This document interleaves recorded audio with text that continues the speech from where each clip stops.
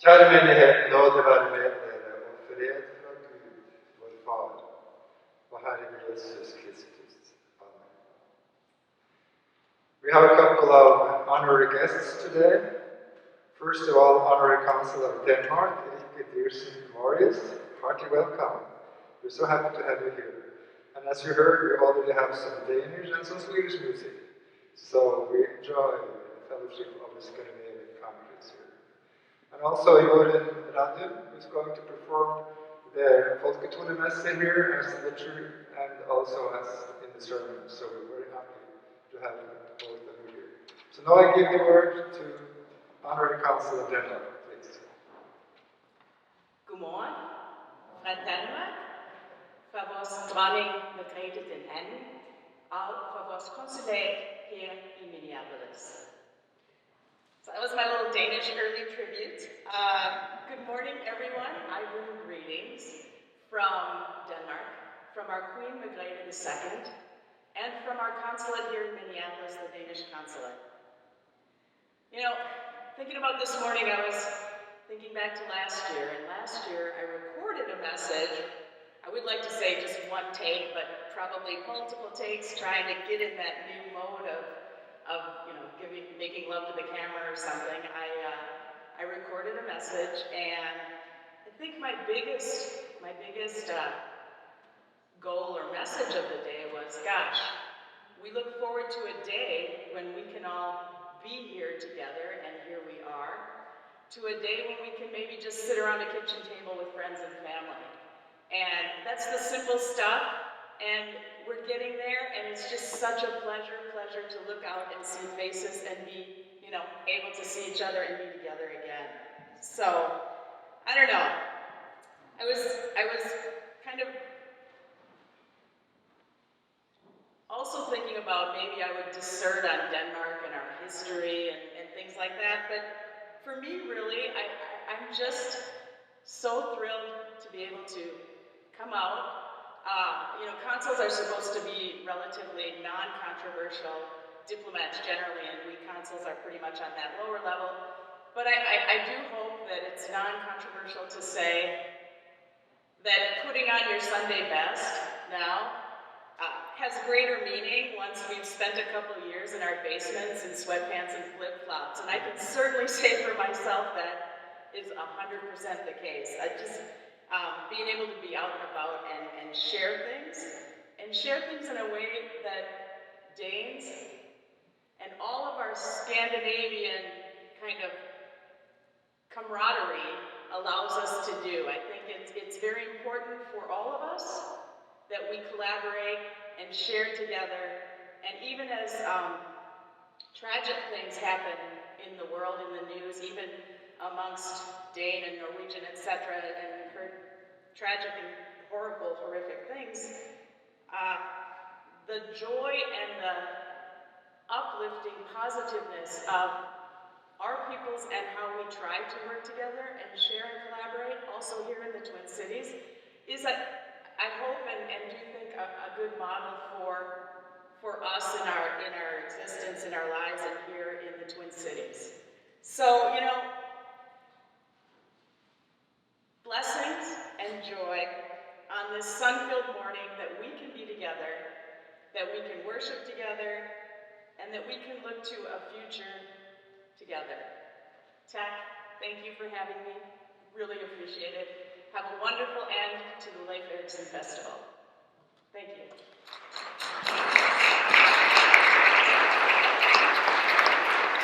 Góðan daginn, kæru vinir. Good afternoon. My name is Katrin Sigurðardóttir, and I'm the Honorary Consul of Iceland in the beautiful state of Minnesota. The Nordic consuls work closely together, and it's been such an honor to get to know all these people that are in most cases volunteers that give their time and effort to support the citizens and the interests of our respective countries. The LEIF Committee is another example of a dedicated team of volunteers that put on this celebration every year and come up with fresh ideas each time. Us Icelanders are very grateful for all of you to keep the name of our son, Leifur Eiríksson, alive. I hope you enjoy the program today and in the coming days, and I hope also that it renews the pride that you have in having your Nordic heritage. Our Nordics are strong, resilient, and stubborn people. Stay healthy and safe, my friends. Bless, bless.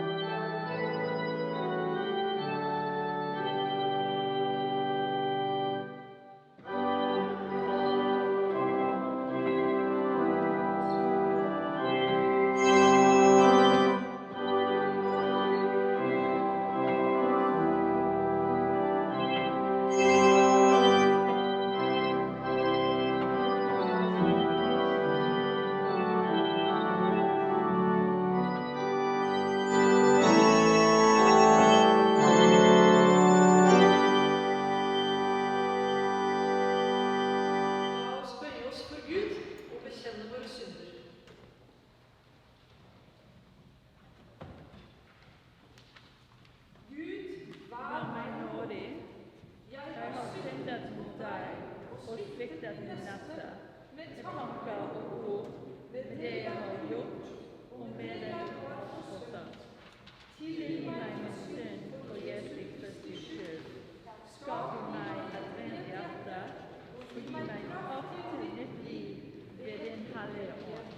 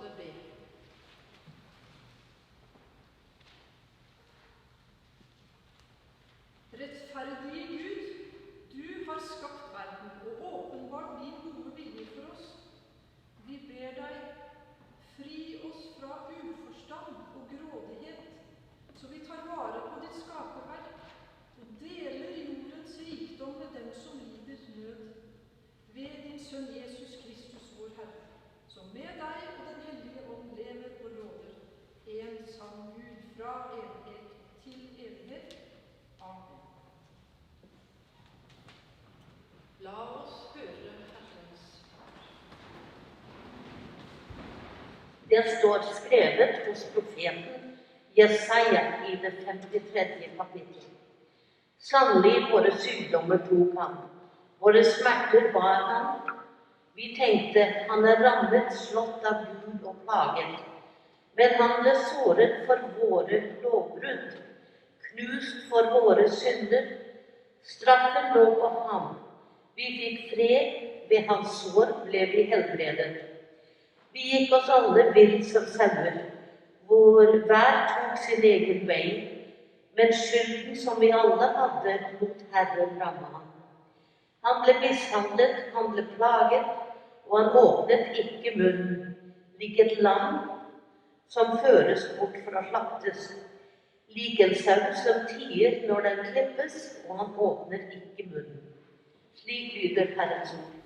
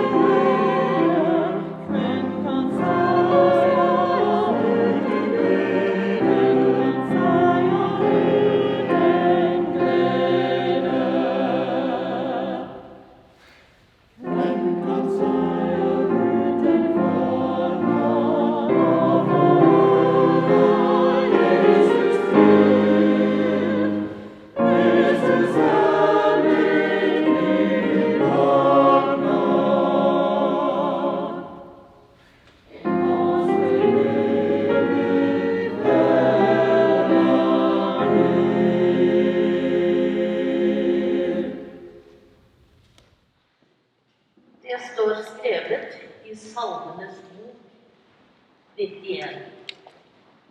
Du, Herre, er min tilflukt. Den høyeste har du gjort til din bolig. Det skal ikke hende deg noe vondt. Ingen plage skal komme nær din tett. For han skal gi englene sine befaling om å bevare deg på alle dine veier. De skal bære deg på hendene, så du ikke støter foten mot noen stein. Du skal tråkke på løve og slange, og trampe på ungløve og orm. Jeg berger ham når han holder seg til meg. Jeg verner ham, for han kjenner mitt navn. Når han kaller på meg, svarer jeg. Jeg er med ham i nøden. Jeg frir ham ut og gir ham ære.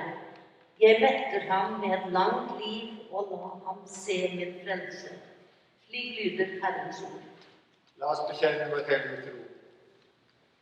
Jeg tror på Gud Fader, den allmektige himmelens og jordens skaper. Jeg tror på Jesus Kristus, Guds enbårne Sønn, vår Herre, som ble unnfanget ved den hellige ånd, født av jomfru Maria, pint under Pontius Pilatus, korsfestet, død og begravet, for ned til dødsriket, sto opp fra de døde tredje dag, for opp til himmelen, sitter ved Gud den allmektige Faders høyre hånd, skal derfra komme igjen for å dømme levende og døde. Jeg tror på den hellige ånd, en hellig allmenn kirke, de hellige samfunn, syndenes forlatelse, legemets oppstandelse og det evige liv. Amen.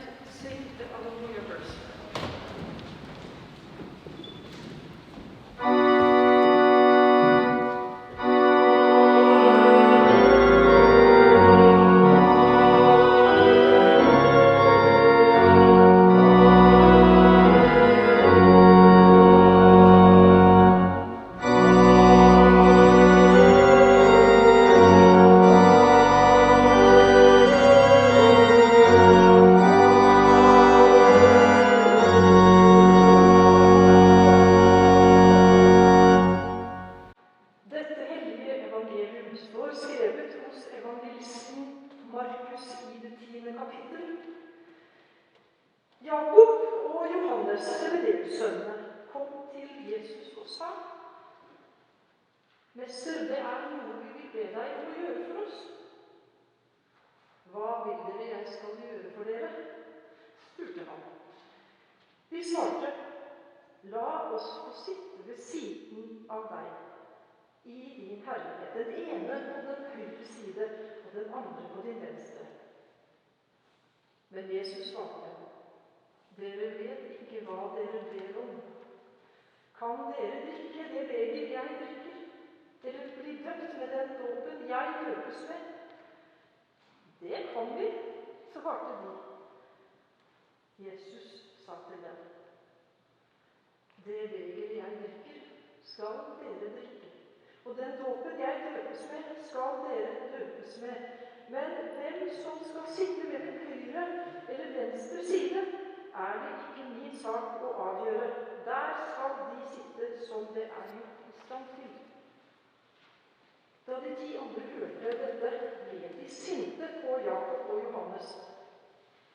Men Jesus kalte dem til seg og sa: Dere vet at de som blir regnet som fyrster over folkene, undertrykker dem, og stormennene deres styrer med hard hånd. Men slik er det ikke blant dere. Den som vil bli stor blant dere, skal være den andres tjener. Og den som vil være først blant dere, skal være alles slave. For heller ikke menneskesønnen er kommet for å la seg tjene, men for selv å tjene og gi sitt liv som løsepenge for mange. Slik lyder det hellige evangeliet.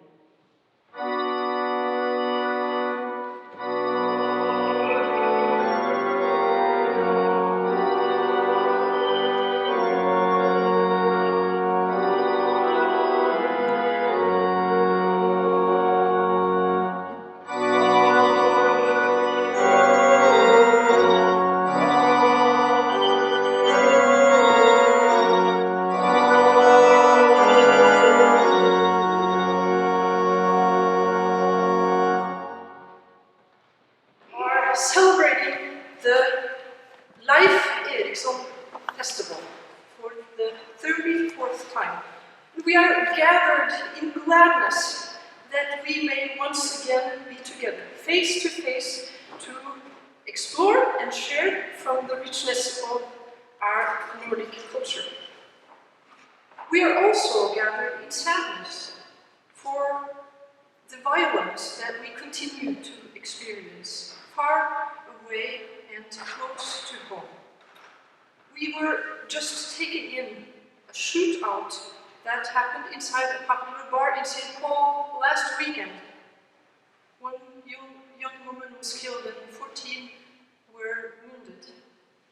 When we received news from Norway that a man was walking the streets of Kongsberg with a hunting bow and arrow, killing 5 random people. Once again, we are reminded of our vulnerability. We are reminded not to take life for granted. We are reminded of the things that matter and of the things that really don't matter. In St. Paul, as in Kongsberg, families and neighbors are in shock and grief. We extend our prayers and thoughts to all of them. But I've also seen that besides this terror and grief, there seems to be a quiet form of support and connection, as if people are alert and aware in a different way, ready to comfort and to serve each other. This makes me think of the American author Parker Palmer and a little book that he has written called Let Your Life Speak. Vocation is the theme of the book. And Parker Palmer argues that we are often used to thinking that our calling comes from the outside as expectations and demands from our surroundings. It may be our parents' wish for children to become someone great. It might be your family's call for you to take over the business. Or it might be the church's call to serve in some way. Or even a call to travel on a mission. LEIF Eriksson experienced such a calling. The saga says that LEIF, in the autumn of year 999, came from Greenland to Norway, where the Christian Ola Tryggvason was king. LEIF decided to become a Christian and was baptized, which was probably also a necessity to be able to sell the goods that he had brought with him. The king liked the young traveler LEIF, and in the spring, the year after, in year 1000, LEIF was ready to return, and Ola Tryggvason requested he bring with him a priest back to Greenland. And he also gave him a mission to Christianize the population of Greenland. The mission was accomplished. The story goes, with a few exceptions, LEIF's own father, Eirik Raue, being one. He was too old to change.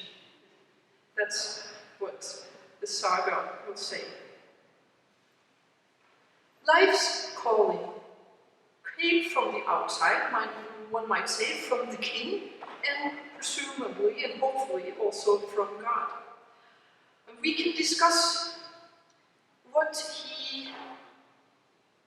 we can only guess what he experienced of expectations regarding his new way of life now that he had become a Christian. Perhaps we can relate to this in certain ways. There are so many voices around us that want to tell us what is right for us to do.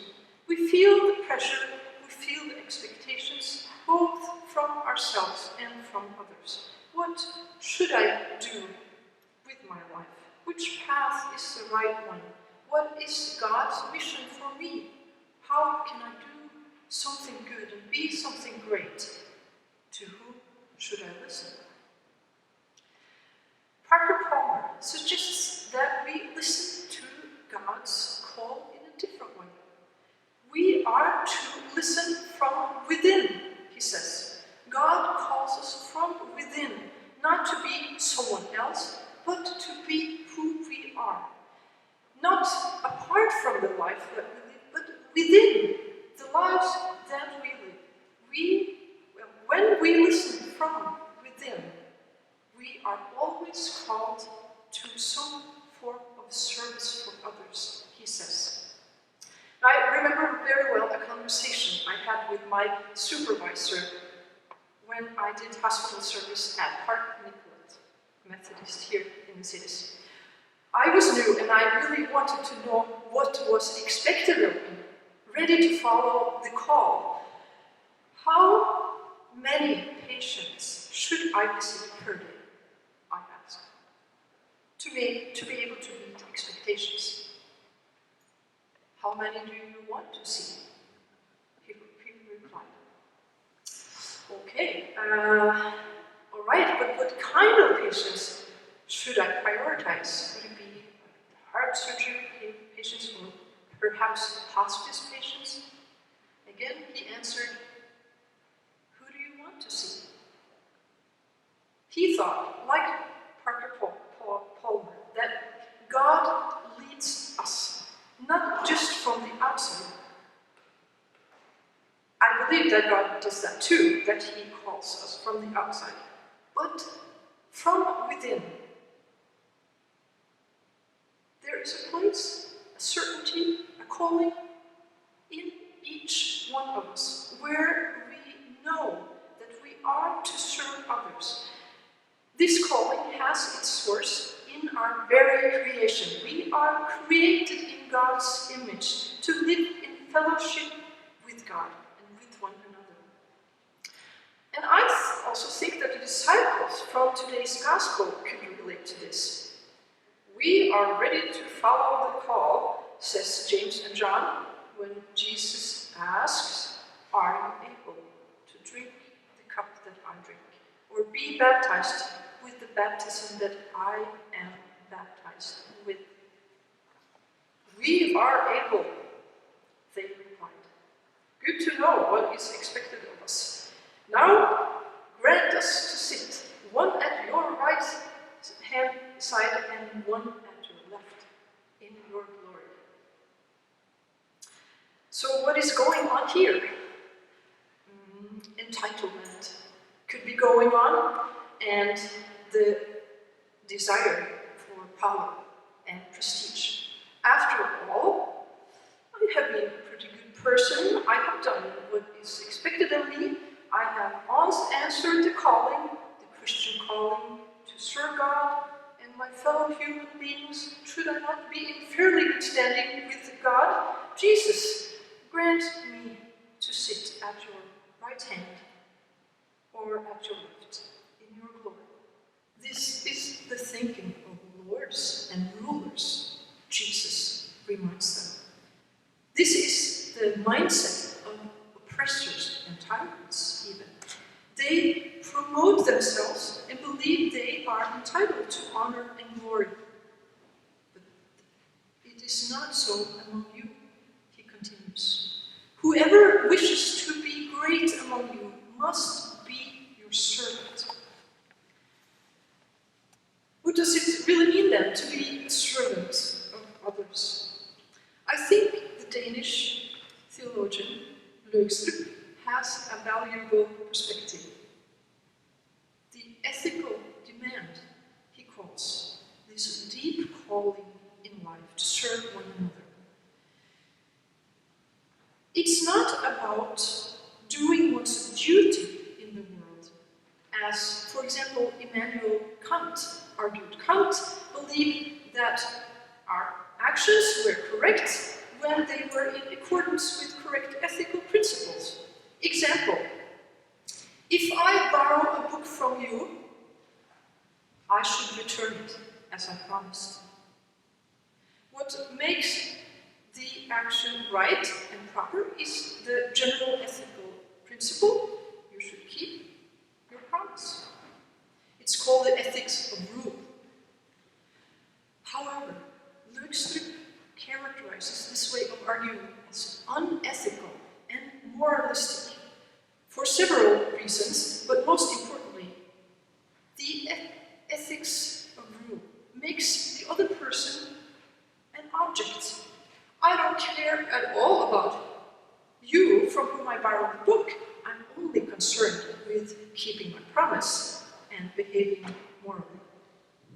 So it's not about rules, it's about a state of mind, LEIF believes. A state of mind which calls for the good in us, for mercy, for love. Whoever wishes to be great among you must be your servant. For the Son of Man has not come to be served, but to serve himself and give his life as ransom for many. Jesus is very clear. As I have loved you, so you must love one another. It would be really interesting to know if these words were part of Leif Eriksson's call and mission. Anyway, I think it is legitimate to say that he too found a call within his way of life. He was a traveler, so he might as well take a priest on board and share his newfound faith when he arrived back on Greenland.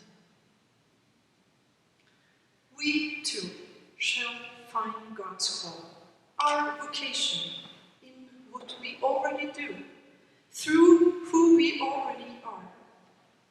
You don't have to become someone great.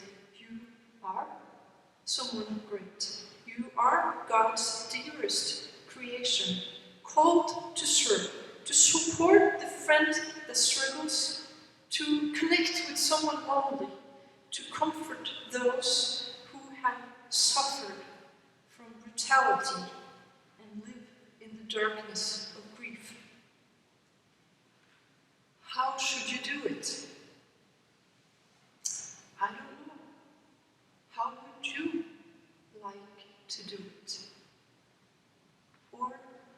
Francis of Assisi would say, preach the gospel at all times, and, if necessary, use words.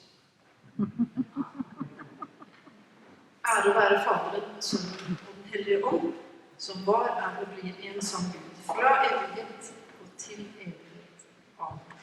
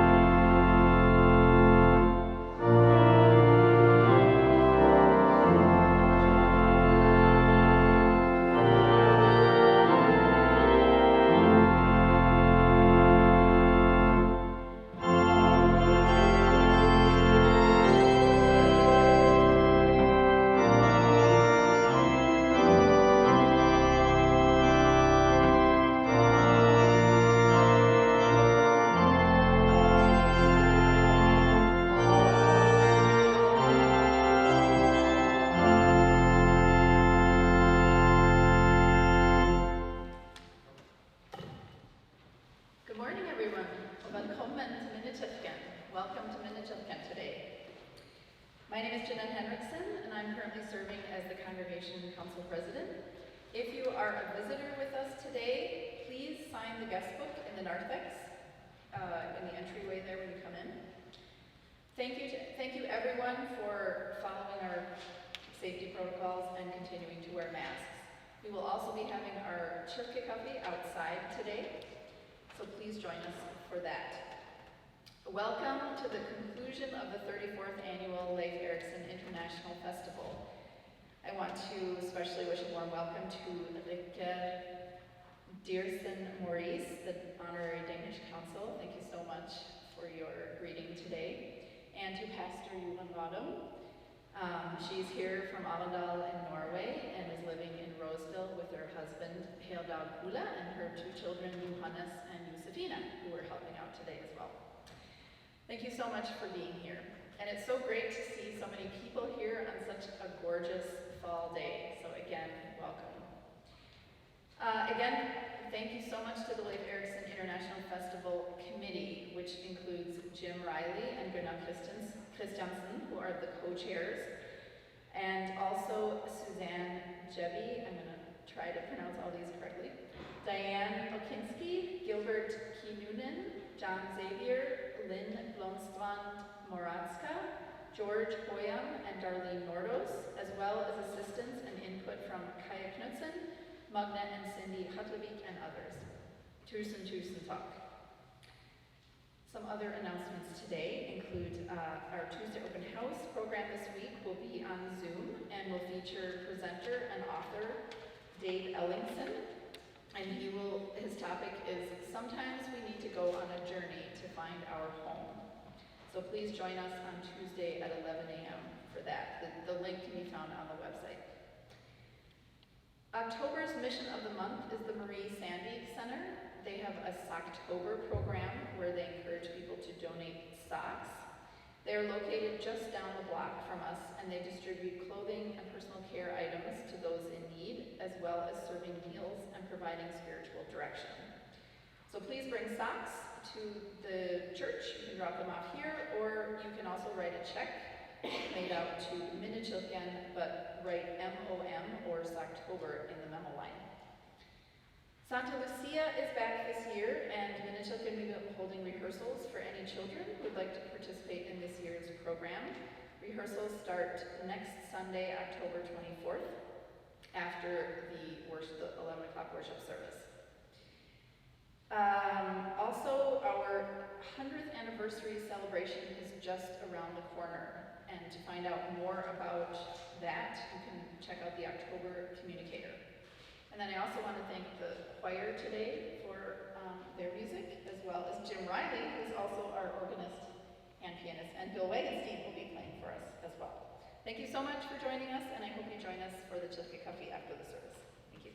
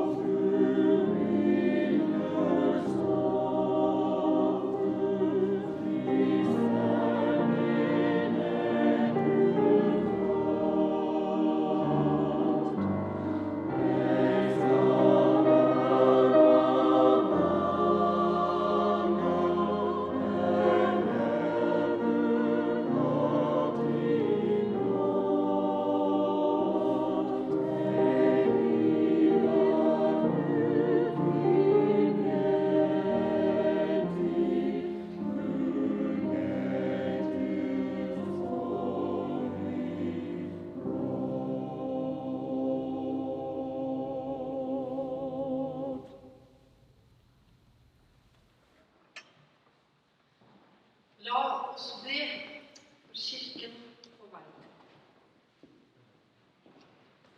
Vi priser deg, gode Gud, som har skapt oss til mangfold og ulikhet. Vi takker deg for den gaven vi har fått i kulturer og språk, i ulike trosuttrykk, skikker, tradisjoner og folkeslag. Vi takker deg for de mange kirketradisjoner som har gitt våre samfunn styrke og kraft, til og med der de er en liten minoritet. Lær oss å glede oss over mangfoldet i egenart og tradisjon blant oss, så vi takknemlig bygger vennskap og samhold som kan føre oss til større enhet.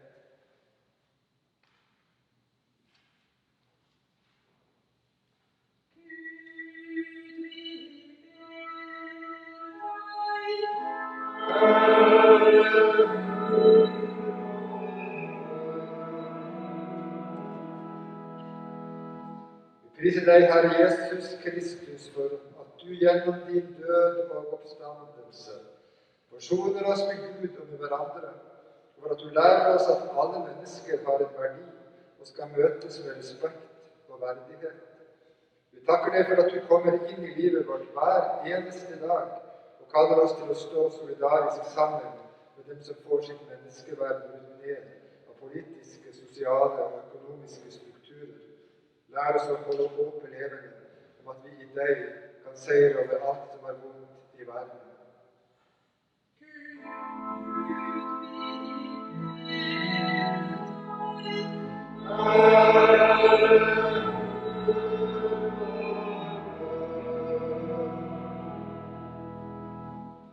Vi priser deg, du Hellige Ånd, for den gaven vi har fått i arv som folk og kirke. Du har gjort oss avhengig av hverandre i solidaritet. Lær oss å sette pris på båndene mellom oss. Vi ber deg at du fortsatt vil være med oss på veien mot fullt synlig fellesskap. Hjelp oss å stå sammen med alle folk og bevegelser som kjemper for livet.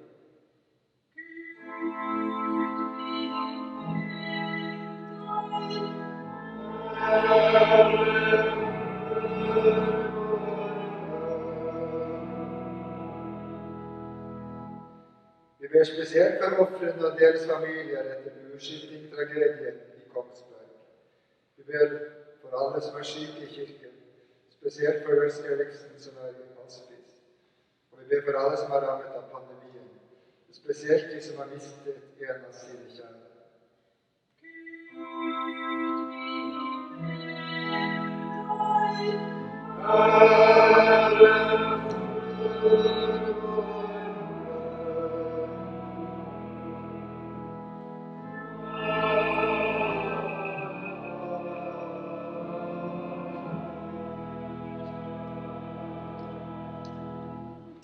La oss be Herrens bønn.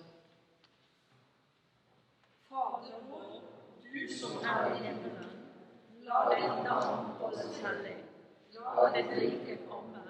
La ditt vilje skje på jorden som i himmelen. Gi oss i dag vårt daglige brød. Forlat oss vår skyld, som vi også forlater våre skyldnere. Led oss ikke inn i fristelse, men frels oss fra det onde. For riket er ditt, og makten og æren i evighet. Amen.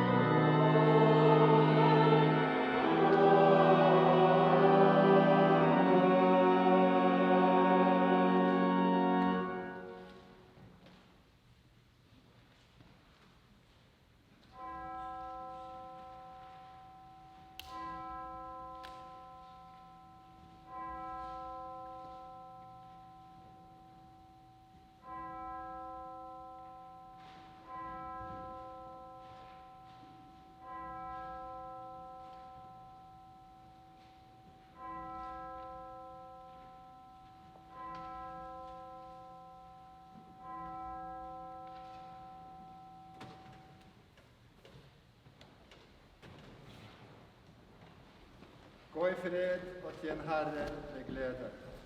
Can everybody who is going to be flag bearers please come forward?